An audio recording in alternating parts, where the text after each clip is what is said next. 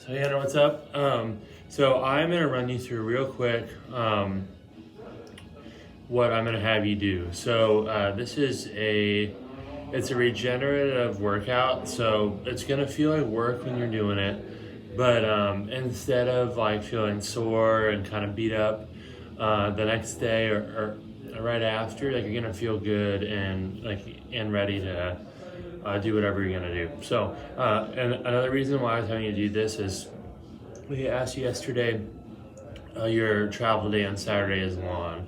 So when you like get up out of your seat at the end of your flight, like you won't feel stiff or anything like that. So more important than these exercises being complicated is being precise on the time that you're holding them.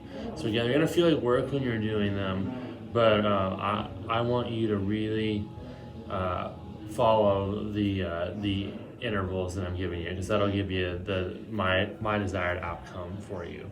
So what I'll have you do is I'll have you flow through your normal warm up, do your dynamics, everything that we do when we're together.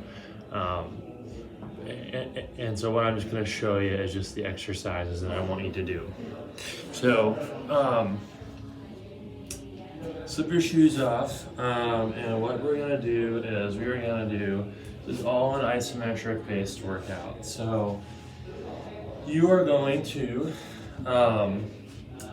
get into a split stance. I'm going to change the view for you. Okay, so split stance, you're going to have one foot forward and the other foot behind you. The foot that is in front, that knee is going to be slightly bent, but you're not all the way down like this. You're going to come into a position that's more like this, and that back leg is going to be straight and the toe is going to be on the ground. So you're not flat-footed, but you're on one toe, and you're not completely down in a split squat. You're more in just kind of a gentle knee bend, and your weight's over this leg, but you're not bearing down on it. So you're going to hold this. We're going to shoot for 5 minutes. It's going to sound like a long time. And what will happen is you'll go through a couple different phases.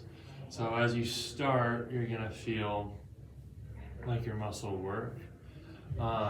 Then you'll feel it start to get kind of tingly. Like when I do these, I kind of start to feel like like you might feel like your foot falling asleep as.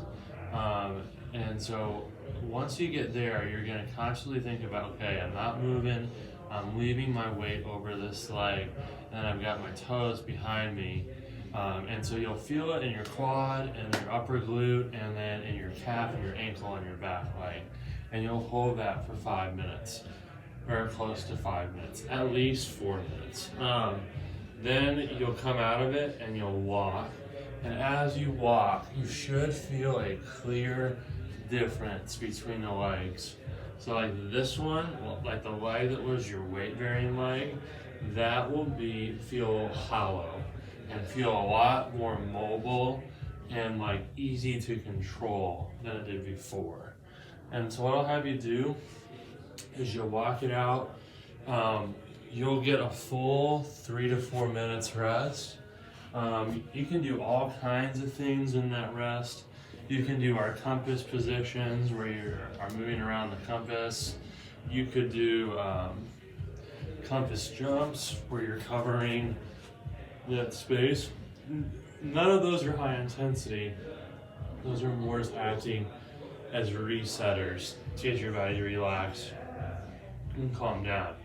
After you have done the 4 to 5 minutes iso hold, 3 to 4 minute active rest where you're walking or jumping or doing anything like that, then I'm going to have you reset. So again, first leg, rest, then we'll go to the second, and the same thing will happen. So this is your weight bearing leg. Again, you're not all the way down, you're kind of just maybe halfway, a quarter of a way down. You're driving your toes back behind you. You're having this engage, and again, you'll go through your phases of tiredness, kind of tingly or numbness, then you're gonna go into the point where it's hard to get through.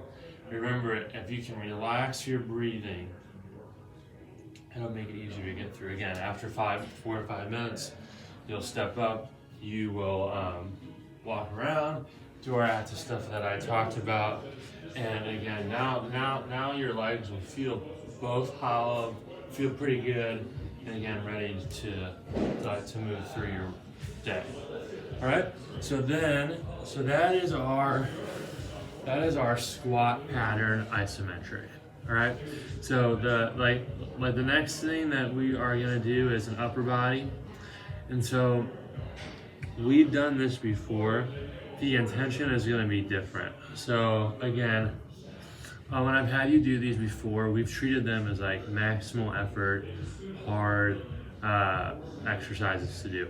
And so I want you to think of these more as just, I'm trying to think, the intention behind them is still working, but it's not maximal effort. So we were gonna do, again, time is your guideline, not reps. We're gonna shoot for 2 minutes. So you can break up that 2 minutes however you want. I find it easiest to break it up into 4 rounds of 30 seconds. But again, the exercise is simple. You are going to do a push-up hold at the bottom. So you're gonna start from the ground, and then you're going to come, so you're not hovering, you're kind of coming right to the middle, and you are holding.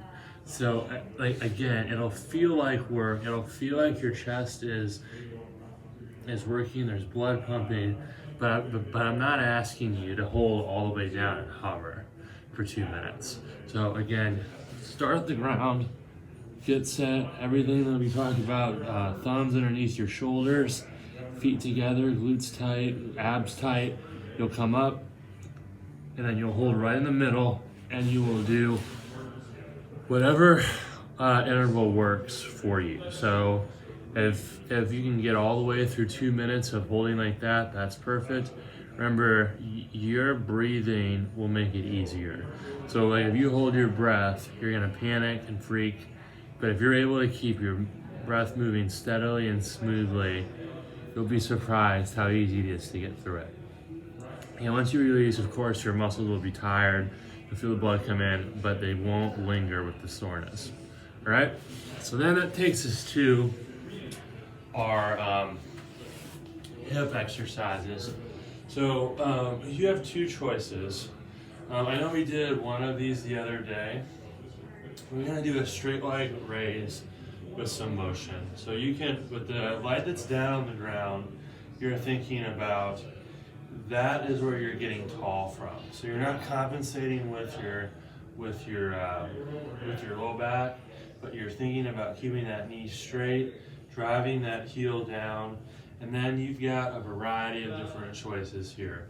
You can push down into the floor and do a straight leg raise, which we've done before, where you're just fighting that leg up. You're not, so again, you're picking a middle range, you're not really low or really high. And then again, your time to shoot for is 4 to 5 minutes. So throughout that 4 to 5 minutes, you'll start to feel that work here, and then the high glute and hip on the planted leg. So high leg raise, or you can do a single leg hold with a leg curl. And again, I'm thinking about getting that leg out and then actively curling it back in with my hamstring, all the while thinking about being tall through it.